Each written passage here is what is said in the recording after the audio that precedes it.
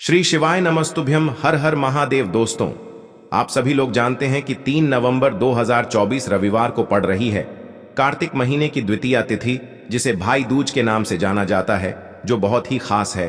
और दोस्तों, ये वो भाई दूज है जो कि कार्तिक महीने में रविवार को पड़ रही है, तो इस दिन का महत्व और भी अधिक बढ़ जाता है। और दोस्तों, इसी दिन किया जाने वाला पंडित जी द्वारा बताया गया 2 दीपक और हल्दी वाला उपाय आप लोगों को जरूर करना चाहिए, क्योंकि दोस्तों ये एक ऐसा उपाय है जो कि हर दिन नहीं किया जाता। कार्तिक महीने में जो द्वितीया तिथि आती है उसी दिन किया जाता है, क्योंकि कार्तिक महीने में भाई दूज का बहुत ही बड़ा महत्व होता है। और अगर आप लोगों ने इस उपाय को नहीं किया है या किसी कारणवश नहीं कर पाए हो, तो भाई दूज यम द्वितीया की रात इस उपाय से मत चूकना। दोस्तों देखिए, ये दिन इतना खास होता है, इतना महत्वपूर्ण होता है। देखा गया है कभी कभी बड़े बड़े पूजा पाठ अनुष्ठान से जो मनोकामना पूर्ण नहीं होती है, वह कार्तिक महीने के भाई दूज के दिन एक छोटे से उपाय करने से ही आपकी मनोकामना पूर्ण हो जाती है। और बहुत सारे लोगों ने इस उपाय को किया भी है और उनको इस उपाय को करने का फल भी जरूर मिला है। अगर आप लोग भी इस उपाय को भाई दूज की रात करना चाहते हैं, तो आप इस उपाय को पहले अच्छे से समझ लेना, सुन लेना, उसके बाद करना। आपको इस उपाय का फल जरूर मिलेगा। देखो, वीडियो को पूरा देखना, क्योंकि आधा अधूरा सुना हुआ कभी लाभ नहीं देगा। देखना, आपकी सभी मनोकामनाएं पूरी हो जाएंगी। दोस्तों, हम आपको यहां पर बता दें कि यह जो 2 दीपक वाला उपाय है, यह उपाय पंडित जी ने अपनी अभी की शिव महापुराण की कथा में ही बताया है। और इस उपाय को करने से आपके घर में चाहे किसी भी प्रकार की दुख और समस्या क्यों ना चल रही हो, आपको उसका कारण भी नहीं पता है कि भाई ये समस्या किस कारण से चल रही है। उसका कुछ भी कारण हो सकता है, जैसे पितृदोष हो सकता है, काल सर्प दोष हो सकता है, या किसी भी तरह का मंगल दोष भी हो सकता है। और भी बहुत तरह के दोष होते हैं, कुछ भी हो सकता है। पर आपको इस उपाय को करने के लिए अपने दोष को पता लगाने की भी जरूरत नहीं है। आपके घर में किस कारण से इतनी दुख और परेशानी आ रही है, वह भी आपको पता लगाने की जरूरत नहीं है। बस भाई दूज के दिन इस उपाय को कर लेना, क्योंकि इसी एकमात्र उपाय को करने से आपके पूरे घर परिवार में सुख और शांति हो जाएगी। आपके घर में अच्छे अच्छे काम होने लगेंगे। आपकी जो भी मनोकामना होगी वह भी धीरे धीरे करके पूर्ण होना शुरू हो जाएंगी। अब हम समझते हैं इस 2 दीपक वाले उपाय को आपको करना कैसे है, किसको करना है, किस समय करना है और कैसे करना है। देखो, उपाय बिल्कुल आसान है, बस समझने वाली बात है। ध्यान से समझिए, उसके बाद ही आप लोग जो है इस उपाय को जरूर कीजिएगा। सबसे पहली चीज हम लोग ये समझते हैं कि इस 2 दीपक वाले उपाय को इस भाई दूज के दिन किसको करना है। तो देखिए, इस उपाय को घर के सभी सदस्यों को करने की बिल्कुल भी जरूरत नहीं है। घर में से कोई एक मुख्य बड़ा सदस्य ही इस उपाय को करेगा, तो उस घर परिवार के सभी सदस्यों को इस उपाय को करने का फल मिल जाएगा। पर वो बड़ा सदस्य कौन होगा, कौन व्यक्ति इस उपाय को करेगा, तो यहाँ पर देखिए, हम आपको बता दें, घर की जो बड़ी माताएं बहनें होंगी, घर की बड़ी माताओं बहनों में से कोई भी एक माता बहन इस वाले उपाय को कर सकती है। अपने पूरे घर परिवार के लिए घर में सभी सदस्यों को इस उपाय को करने की जरूरत नहीं है। मात्र घर की जो बड़ी माताएं बहनें हैं, उनमें से कोई भी एक माता बहन इस वाले उपाय को करेगी, तो उसके घर परिवार के पूरे सदस्यों को इस उपाय का फल मिलेगा। अगर किसी कारणवश माताएं बहनें घर में उपस्थित ना हो, या वो इस उपाय को ना कर रही हो, कुछ दिक्कत हो, तो भाई उस जगह पर फिर घर का कोई बड़ा व्यक्ति भी इस उपाय को कर सकता है।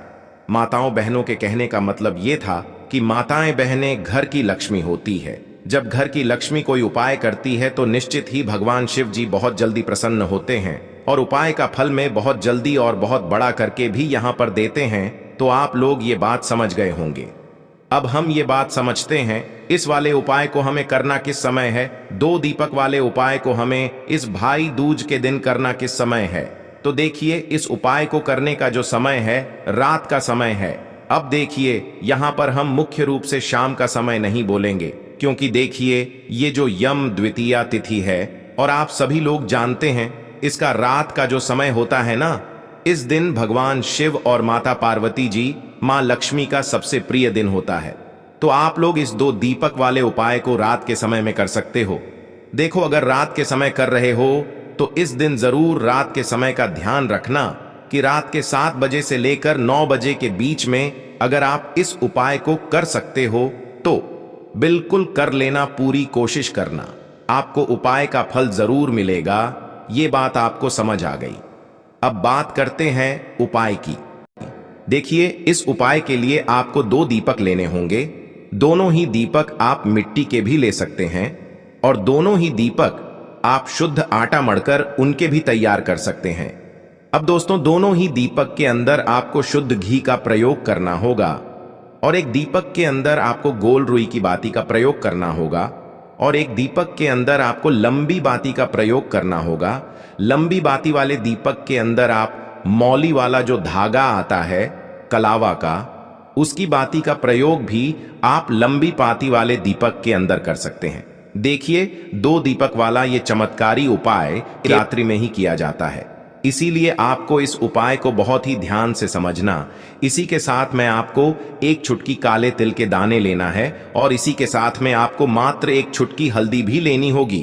अब दोस्तों, ये सभी सामग्री लेकर के आपको रात्रि के समय पहुंच जाना है अपने घर में, जहां कहीं भी तुलसी जी का पौधा, तुलसी माता का निवास स्थान है, वहां पर। देखिए दोस्तों, सबसे पहले तो आपके पास जो एक गोल बाती का दीपक, उसे आपको तुलसी जी के वहां पर प्रज्वलित करना है। दीपक को प्रज्वलित करते समय आपको ओम नमो भगवते वासुदेवाय इस मंत्र का 11 बार जाप कर लेना है।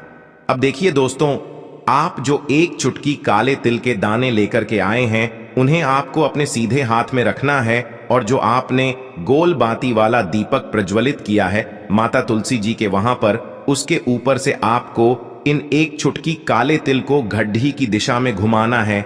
आपको अपना नाम और अपनी गोत्र को बोल देना है और फिर आपको इन काले तिल को उससे जलते हुए दीपक के अंदर डाल देने हैं। देखिए, काले तिल भगवान विष्णु के पसीने से उत्पन्न हुए हैं और जब भी हम यह दीपक की रात्रि में प्रज्वलित करते हैं तो इससे हमें हमारे कर्ज में राहत मिलती है, हमारे जीवन में धन प्राप्ति के नए नए मार्ग खुलते हैं, हमारा अगर कोई भी कार्य रुका हुआ है तो वह भी परिपूर्ण होता है।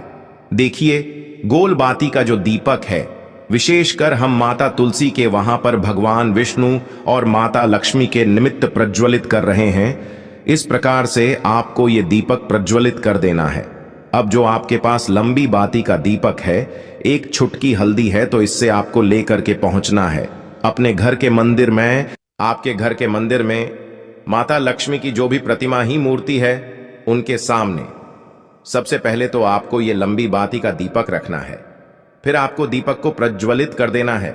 दीपक को प्रज्वलित करते समय आपको ओम महालक्ष्मी नमः इस मंत्र का जाप करते रहना है। अब दोस्तों, आपके पास जो 1 चुटकी हल्दी है, उसे आपको अपने सीधे हाथ में रखना है और इस 1 चुटकी हल्दी को आपको उस दीपक के ऊपर से 11 बार घड्डी की दिशा में घुमाना है और आपको ओम महालक्ष्मी नमः मंत्र का जाप करते रहना है और इस 1 चुटकी हल्दी को आपको उसे दीपक के अंदर डाल देना है।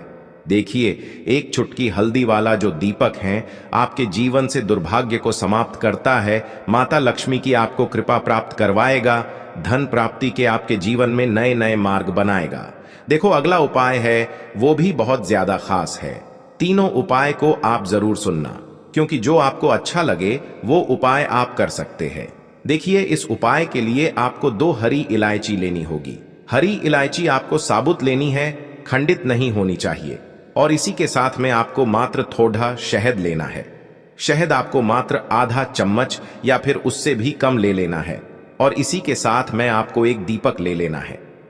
दीपक आप चाहे तो मिट्टी का भी ले सकते हैं और आप चाहे तो शुद्ध आटा मढ़कर उसका दीपक भी आप तैयार कर सकते हैं। इस दीपक के अंदर आपको मौली का जो धागा आता है कलावा का, उसकी बाती का प्रयोग करना होगा।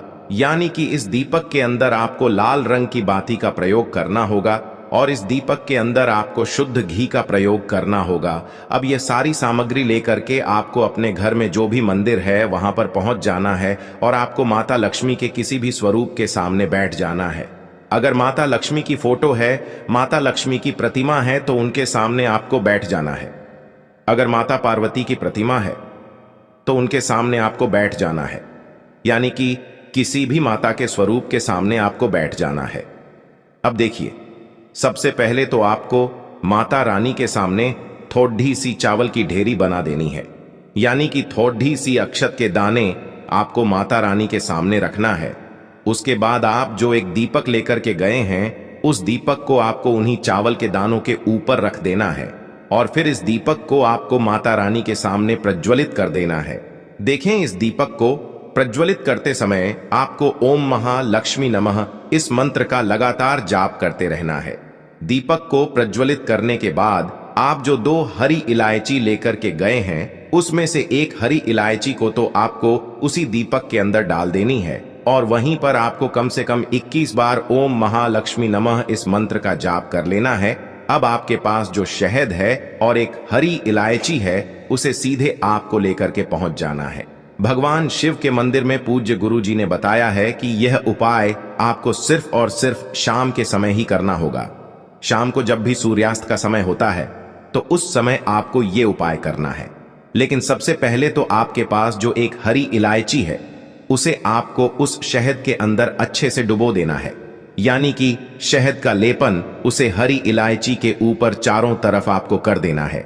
अब यह जो शहद से युक्त हरी इलायची है, इससे आपको भगवान शिव के शिवलिंग पर अर्पित कर देनी है और आपको वो श्री शिवाय नमस्तुभ्यम इस मंत्र का लगातार जाप करते रहना है। फिर इसके बाद आपको एक लोटा जल भी अपने साथ लेकर के जाना। तो यह एक लोटा जल भी आपको धीरे धीरे शिवलिंग पर समर्पित कर देना है और आपको श्री शिवाय नमस्तुभ्यम इस मंत्र का जाप करते रहना है। फिर इसके बाद आपको अपने घर आ जाना है। इस प्रकार से आपको ये उपाय कर लेना है। इस उपाय के लिए आपको मात्र 2 लौंग लेनी होगी, यानी कि आपको लौंग का जोड़ा लेना है। 2 फूल वाली आपको लौंग लेनी है। लौंग का जोड़ा कहीं से भी खंडित नहीं होना चाहिए, इस बात का ध्यान रखें। इसी के साथ में आपको लेना होगा लाल चंदन का पाउडर। देखिए, यदि आपके पास लाल चंदन की लकड़ी है तो उसे घिसकर भी आप चंदन के रूप में प्रयोग कर सकते हैं। यदि पाउडर है तो उसका भी आप अपने उपाय के लिए प्रयोग कर सकते हैं। देखिए, चंदन जो है वो तेज का प्रतीक माना गया है और साथ ही साथ जीवन के अंधकार को दूर करने का प्रतीक माना गया है।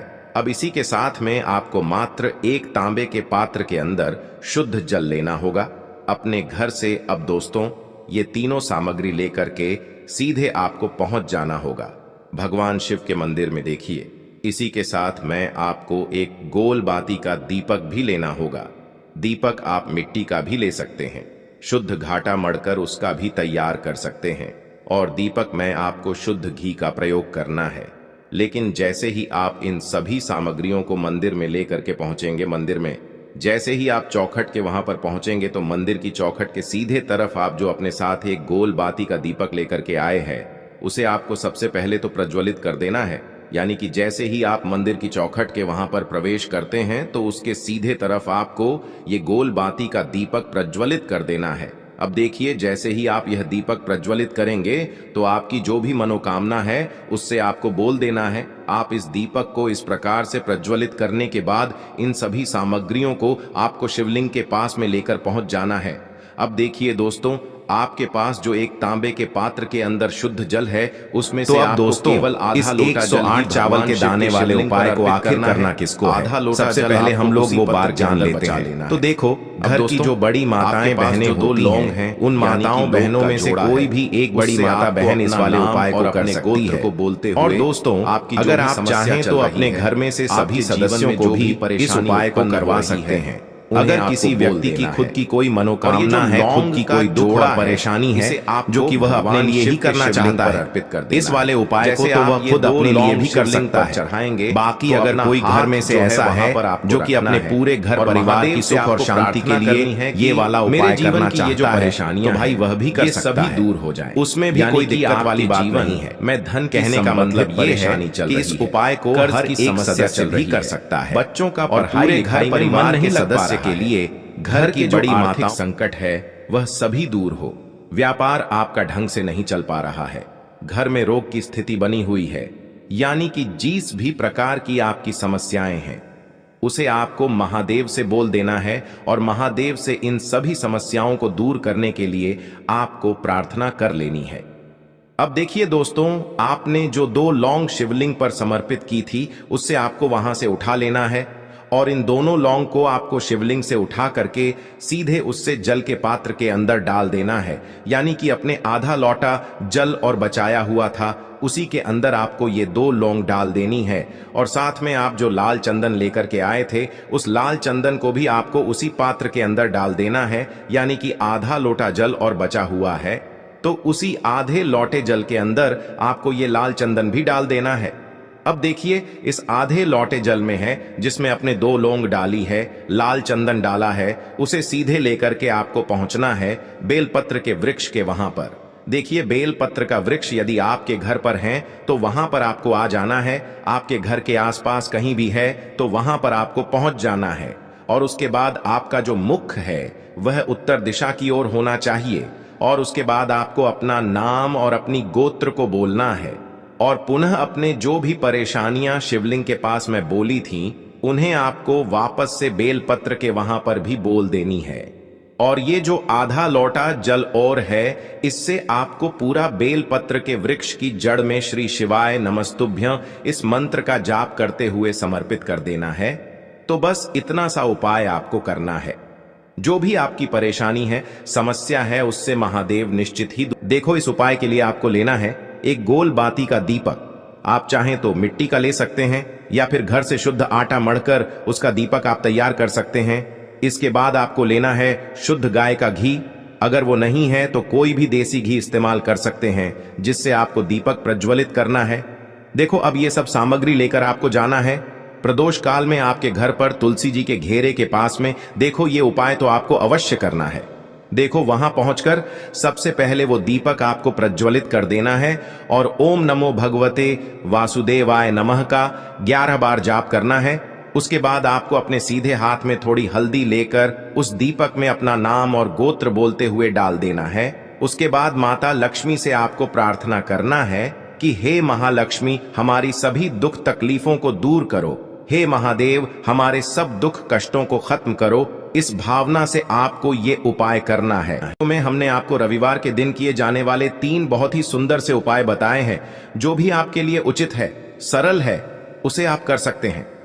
यदि उपाय से जुड़ा किसी भी प्रकार का सवाल है तो कमेंट में पूछ लें। उपाय को करते समय आप किसी भी प्रकार की गलतियां ना करें।